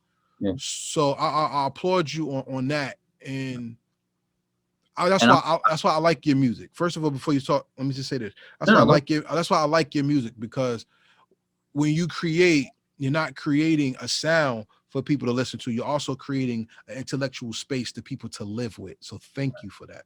Much appreciated. That means that definitely means a lot. That means a lot. And that's it's tough to do. It's tough to do. But the fact that you hear that and you recognize that, that's all love. And going back to what we were talking about, like with the gangs, like I'm the oldest of three, and that's I have two older cousins above me that I was real close with. One, I didn't really see him like that. The other one, I was always around. So I grew up like, in school pretty much by myself learning. So I was influenced by a lot of things. I went to a very black and white school. It was some, Mexicans there and whatnot, but mostly it was black and white. I wore Old Navy. I wore Old Navy. I didn't wear the Forces. I didn't wear Timberlands. I didn't wear Sean John. I didn't wear Rockaway. None of that. So I'm already, not cool enough to hang out with the black kids, and I'm not white, so I can't hang out with the white kids because they got money. I grew up in a working family. Like, I know hard work. That's what I know. So every now and then, people would come up to me. I had that gang influence, that big brother, I'm gonna take you under my wing, type thing. And, I affiliated with some, and it's literally my dad in North Carolina. In Durham, we got a movie. It's called Welcome to Durham. Similar. I just looked up the movie that you was telling me about, and they talked about the dangers of gangs and gang violence. And I remember I touched a gun for the first time. It was me and my brother. We was at my great grandmother's house. Rest in peace, my great grandmother. And she had a shotgun. We were playing with the shotgun, and the damn bullet got jammed. So my dad had to pop it out. My mom's and pops was furious. Furious. My mom's told me, she was like, "Yo, I'm gonna take you out to the morgue. I'm gonna let y'all see a dead body of the kids that blew their brains out." After that, I was like, "Hey, y'all, I gotta go finish something." I seen gunshots right past me. Yo, I can't do this. I even said it in that same freestyle with the Traveling Man by Freestyle. Traveling Man by Mos Def. I was like, how did it go? It was uh he was young like me. He was dumb like me. He was a kid like me. In the 6th grade, I thought gang banging was cool. My favorite color was blue. Loking and throwing up them C's until them shots flashed. And now I'm thinking maybe wearing Old Navy ain't so bad. Too black to hang with the rich white kids and too proper to hang with the black kids, forgetting that I've been bright since the uterus. Now that's the definition of light in the box if I ever heard it. I was reincarnated just to bring knowledge from the past, kick it to children and adults with their old ass was probably incarcerated, the stab, murdered, the shot, seen the consequences of the consequences of negativity. Now I'm crossing out negation, spreading positivity. Think about it. Like that's experience. Like, but it was those moments where I was like, I'm not built for this. I'm not built for this. It takes courage to know that too, though. It does. It does. And I think my pops for a lesson that he taught me. He was like 2 lessons he taught me: believe none of what you see and believe none of what you hear and half of what you see, and stand on your own to be your own man. Don't follow the trend. And that's one thing that I live by to this day. I don't follow trends. Like I just can't. Like if I'm gonna have a trend, it's gonna be my own. Like I could be a leader. I can't be led. I can't be led. I have been independent, since I can remember. I've always tried to do things on my own. Always. Now married, can't do that no more. I had to, get accustomed to being interdependent, but Yeah. then, it's I gotta be independent. I gotta be my own man. I can't follow everybody else. So that's my next question. What did marriage and fatherhood teach you about God, and what did that teach you about what did that teach you to make you a better writer? So marriage taught me that the love that I would have, man, look, it ain't teach me nothing about God. God taught me about marriage. And it's more so the relationship that I can say God that taught me that God is never ending. God is omniscient. God is always here. Because, on a funny side, I promise you, if God wasn't there in our life, I would have been dead. Wifey would have just slit my throat. But that's just how it is. And then just the beauty of having somebody there, like having a creation that was there set in place for me. You know what I'm saying? Like only you can only accredit that to God. You can only credit that to the universe. And then when my wife had my daughter, to see the birth of a spirit, like woman is a gateway for the spirit. A spirit travels to her and she gives birth to the spirit.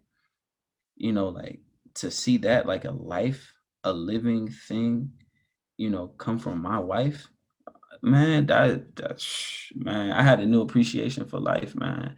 And like I said, experience. That's what I tie into my music. My experiences are the things that I tie into my music. So a lot of the stuff that goes on with me and my wife, a lot of things that go on with my daughter, like I'm incorporating that. You won't hear it so much on L.A.M.E, but a lot of the songs that are coming up on the next album, yes, I'm working on the next project already. That is going to be the catalyst. My marriage, the loss of my mother, the strengthening of the relationship with my father, my marriage, and the birth of my daughter. Those are the elements that you're gonna hear, and just something so amazing that somebody could love me, like just taught me that God is all loving. Like no matter what you've been through, like we make mistakes. Yo, I still got you. I'm gonna still bless you. I still bless you no matter what. Like Three great lessons that you taught, and I appreciate that. And love is, like I said, it's the most underappreciated, most wanted thing besides breath we have in this world. Yeah. So I have 3 more questions for you. Then we're gonna sign off because, as you see, I got. I know you are good. You already know. So my third question, my third to last question, comes from another poet. Okay. And I'm gonna read it to you, and you tell me what you believe and how this reflects your style of writing. All right. It goes like this. It says, black hoods, cops, and projects. Sewers flooded with foul blockage. The gutters wild and every child watches. Changing top locks with rip off hinge. Changing top locks with ripped off hinges, doors kicked off, drunks stag off, Smirnoff, wipe your beard off, crippled dope fiends and wheelchairs stare, vision blurry, calls buried deep in the mind are hidden stories. But he's a mirror image of that 70s era. What does that Mm. mean to you? Oh, we haven't really progressed none. That's what that means. Like we ain't progressed none off the rip. Like with that ending, this is a mirror of the 70s, mirrored off the 70s, like, pimps, cracks, whores, like, it's still there. Some people may not experience it, some people may be ignorant to it, but it's still there. And it's an issue that has to be addressed. Um, the fact that, somebody is, writing off of, by the way, who's the poet that wrote that? Nas, Project Uh, Windows. Product Windows. Um, so just, off of that in itself, it's like, once again, it goes back to what I see. It goes back to what I see. Yo, And you said something so dope. I'm gonna catch you. Go ahead. Go ahead. I'm yeah, sorry. so no, you good, you good. So it hadn't changed. It hasn't changed. It hadn't and it hasn't changed. It's still there somewhere, somehow. From where I grew up, I witnessed, I seen, the hood, I seen the projects, and I passed through, but I seen it, I witnessed it. Coming up here, I seen, I witnessed it. I witnessed everything that Nas is talking about. Like I seen the crack fiends. Like, yo, Ronald Reagan era is still here. Like it's still present. It's still present. Yo, what you said was dope because you talked about what we have been, where we have been, and where we still are in most respectives. Right. So I got another one because you Mhm. inspired this one.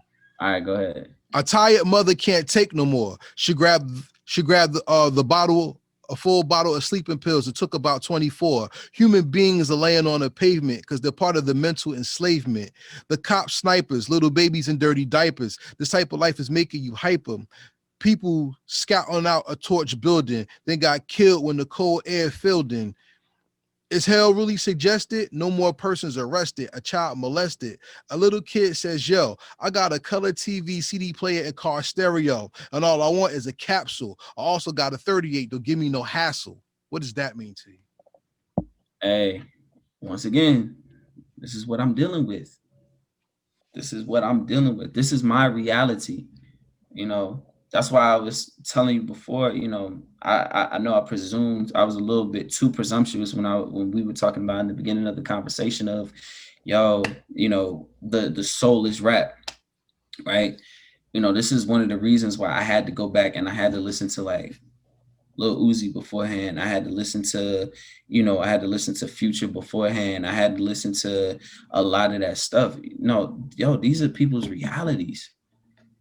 And it's crazy how a lot like those last two that you just gave me, like it resides in the hearts and the minds of a lot of people, of a lot of brothers and sisters that we got out there still today. This is my reality. I got to get this off my chest. I told you before, I speak for the people that don't have a voice and myself. They're speaking for the people that don't have a voice and for themselves. I like how Bringing you it, phrased that. bringing that reality to light. Because when we watch TV, at that time, we had Fresh Prince of Bel-Air. Like, not everybody knows Uncle Phil. Facts. Not everybody got an Uncle Phil. Not everybody got a Huxtable. Mm-hmm. Not everybody got a Carl Winslow. Mm-hmm. You know, that's something like music makes up, hip hop music and rap makes up for that reality that's not being shown on TV. It's through frequencies. Mm. Okay. So then, my second to last question: what Mm. has saved more lives, church or hip hop? Mm. Hmm. His face. Father, forgive me. Father, forgive me. Um, Depends. It depends where you are in life. Um, I can say that church has killed a lot of lives, and it saves some. Hip hop has killed a lot because it glorifies. Put it like this: church tells you the fire's hot, don't touch it. How the hell am I supposed to know it's hot if I don't touch it? Curiosity. Father, the Lord gives us will, gives us choices to do what we want to do, right? How you gonna give me a choice and tell me not to make that choice? That's the perspective of a lot of people. I know I was there at one point in time. Mhm. You tell a kid, don't do this. What's the first thing they're gonna do? Go do it. I feel as though church has told a lot of kids not to do something rather than telling them how to avoid it and how to be smart about it. That's something that's missing. I know that there are a lot of pastors that are out there that are starting to teach that. But I feel as though, that's that. And then when it comes to hip hop and rap, I feel as though that it has definitely in a certain element, it has kept a lot of people stagnant and glorifying the things that are killing you. Before it's like, you listen to Pac and you listen to Biggie, and you know,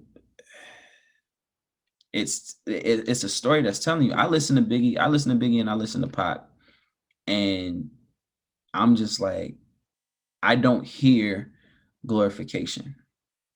I hear, yo, this is what I had to deal with. Yo, I don't want to deal with that. I don't want to deal with thoughts of suicide. That's a hurt and a pain, but it's glorified to stay in that position.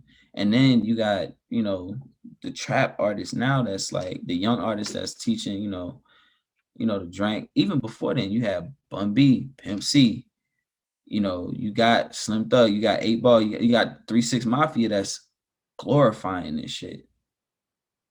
So, I can say it's a 50-50 when it comes to both hip hop and when it comes to church. I feel like church has definitely saved a lot more older people that have made it to a certain stage, because usually older people don't, older people get into church. They don't automatically go in. It's when they get older and they like, oh damn, I'm getting older. It's about that time. Let me get my life right. I think the trick of that question is they're both the same thing. Yeah. Because church is an institution of the people, and hip hop culture is God's expression from the people. Yeah.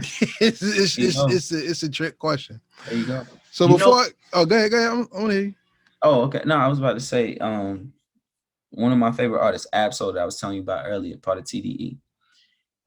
He made a valid point. He was like, yo, Lucifer is the angel of music. So what the hell does that say about gospel?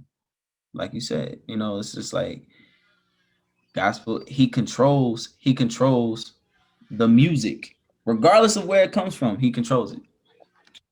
I beg to differ, because then that tells me that he's an angel. He's an angel of deceit. So if that's what he is, and he's doing this, then he's doing his job. I think that's very deceitful, and I Yeah. think that's very calculated risk. Yeah. Because let me ask you a question. Pick up something in your room, just anything. What is that? My keys. Are keys evil? Are keys evil? Yep. No, but the use of it is. So then And that's the same thing I can say about that, because mhm, we're talking about an angel in glory and then the angel that fell. So you're mhm. gonna say the angel in glory, though being the same angel that fell, but they don't have the same spirit and they don't work the same way. I can't co-sign that. So, but the thing that you just said, right? There are two sides to the coin. He's the angel of glory, and he's also the angel that fell. So, at one point in time, he was there. He was the angel of glory, and at one point in time, he was the complete opposite of that. He was the angel that fell. So, regardless of how you look at it, he can have an influence wherever. So you're telling me the devil's still an angel? He's a fallen angel, right? So he's an angel. That's a stating being. So you're telling me the devil is an angel? That's coming from your former estate. So I'm saying you're telling me the angel is an angel and the devil is the same thing. That The angel, the Go devil. ahead, walk into But this. all right, cool. All right, so here we go. So devil is, I feel as though, from me, from my perspective, right? Devil is a title that was given because he wasn't the devil to begin with. So then he earned his title. He earned his title, yeah. So then he cannot be considered an angel anymore. Well, I mean, aren't demons fallen angels? Aren't they No, still angels? no, So they're stripped away of a title. So an angel, so you're telling me that angel is a title, no, no, because archangel is a title. That means captain of the host. right? Right. No, angel has a specific meaning. I'm gonna Okay. look it up for you now, so we can Go give ahead. Yeah. edification, so everybody out there watching on Heritage Hip Hop knows Definitely, because we this is go what we deep. do. We research. We got to know what you're arguing for and against all together. All right, so an angel is said to be a spiritual being believed as an act of as an intended, an agent, or a messenger of God, Mm-hmm. conventionally represented in human form with wings and long robe. But we don't know, whatever. Mm-hmm. But let's go a little deeper. Because L, right, has something to do with the Most High. Okay. Like you have Danielle, Right. Angel, Mm-hmm. you have Elyon, Okay. El Shaddai. Right. The L is a godly thing. Right. You So when you teaching me, by the way. right, so when you're fallen and you're away from God, you can't have L in your title. You see what I'm saying? Okay. So the devil, or the what he's not even called the devil. It's another word. What was I'm trying to think of the words. Pardon me for being a little off today. It's all good. It's all good. But that is derivative of being away from God. So there is no el in that what you call title. Mm-hmm. So it doesn't apply. So then an angel and a devil or a demon cannot be the same. Okay. Is now they're both spirits, but they both had different duties and different jobs. Okay. So it says the definition of devil is the chief evil spirit, Satan, a person of specified characteristics. Um, Let me see one more. Cause I don't like to do American definitions. Let's go a little different. No. Yeah. Diablos is accuser, a slanderer. Mm-hmm. That has nothing to do with the L that comes into the state of being close to God. And if it says that the devil or Satan or Lucifer, whatever you want to call him, or Mm-hmm. whatever that chief evil spirit is, the opposer, adversary, Right. whatever you call him, his major gripe is that he was with God and now he can't be with God. And since humans are supposed to be above the angels, but the angels have the spiritual power, he does not want to be subservient. So because he can't be with God, his job is to take you away from God, which is taking the L out of your title or spirit. Right. So with that understanding, I couldn't give that title. So even if he was something, he changed. Right. I can't give him that same thing. Now it says like, yeah, he had brass pipes and music inside of him, and he made beautiful, eloquent music. Well, that tells you that depending on how you use it, it can be used a certain way. So we can have Yeah. Of course. gospel music. That's what I was saying. Yeah, we have Yeah. gospel music, and then we have beat it up from the back music. You know what I mean? Like So whatever it is. that's the point that I'm making is that his old still lives on and his new Mm. lives on to this day. It's still Mm-hmm. there. You know what I'm saying? It's still there. Doesn't take away from the fact, like I can see, if it went straight to, all right, cool, he's Satan, he's the devil. You know what I'm saying? Right. But we still acknowledge his him as an angel. We still acknowledge him as an angel. Because in order to Okay. know him as an angel, we have to know, in order to know he's an angel, we have to read it, we have to study it. We have to Facts. know what his beginning, and we have to know what his ending was. So that's the point that I'm making, is that regardless how you use it, right? He used it. He had the eloquent music, right? He had eloquent music, right? But at the same time, the essence of him is still music. So even before and after, that's why you have the gospel music, and that's why it still lives on, and that's why you have the beat it from the back music. Yeah. So everybody out there, that's why heritage hip hop is necessary into your life, because we have artists like L.A.M.E, my man right here. And the thing about him is that when it comes to hip hop, heritage hip hop not only gives you the head nods, we give you the perspective, the story, and the intellect of great up and coming artists and artists that you may know of, that maybe you don't listen to anymore, or that you look to listen to as veterans. You see what I'm saying? So before we finish out the interview, how'd you like your interview? What's your testimony for heritage hip hop? Yo, I love this interview, man.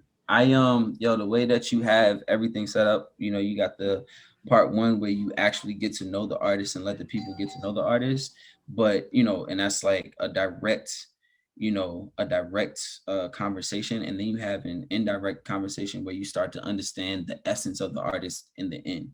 You ask the rapid fire questions like, all right, cool. Like when I said International Players Anthem by Outkast, oh, you got an old soul. You automatically knew because of that answer, you recognize that.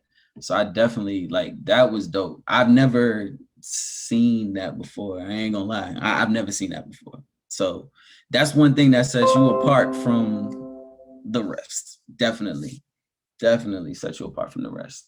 All right. So with that being said, everybody, make sure you support L.A.M.E and make sure you support Heritage Hip Hop. You can go to heritagehiphop.com right now. As a member, you get a free exclusive album that's only limited, it has limited time release, called FMR by the No Good Bastards. We also have playlist number 8 out right now, which is free, and we have some goodies on our members page as well. So go to heritagehiphop.com for merch, blogs, free music, and more. With that being said, we got to the last question. I could talk to you for hours, my man. It's been a pleasure to talk to Oh, you. It was good. great. You know what I'm Definitely. saying? I enjoyed this one. But I'm glad. And right now, let's go out with a bang, okay? In the Sure. year 2023, there's going to be a hip hop museum in the Bronx. I would love to go with you to the museum and so many other people. Definitely. And 500 years from now, there's going to be an interstate runners exposition.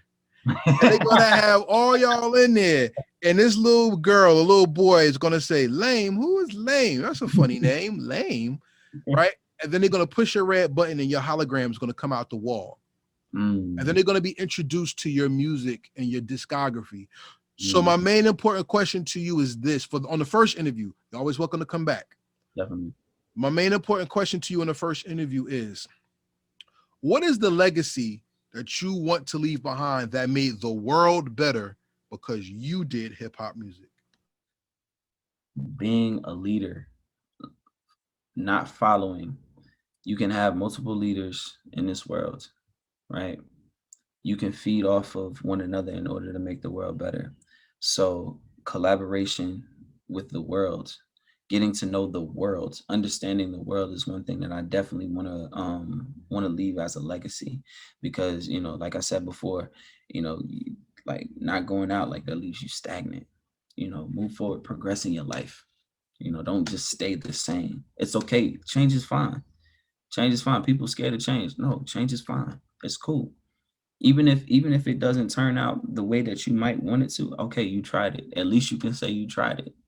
And I feel like that's one of the biggest things that I want to leave as my legacy, where people are like, yo, you mean to tell me he did this, he did that, he did this, he did that? His music is not just speaking facts and speaking, truth and over hip hop beats, but it's speaking over jazz. It's speaking over a little country in there. I hear a little reggae. I hear some African drums. Like I hear some Russian, like shit like that.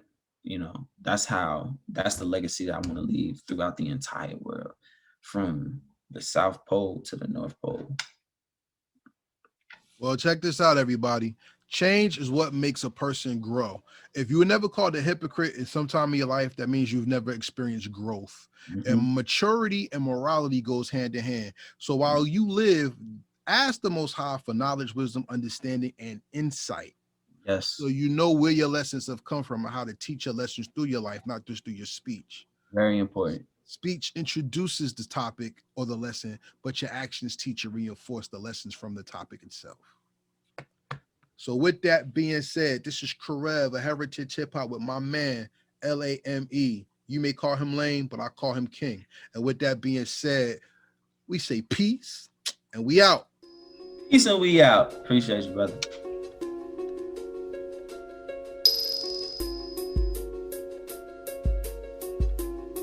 Thank you for watching our presentation. We ask that you subscribe to our YouTube family and hit the notification bell for updates. Please like, comment, and share this video.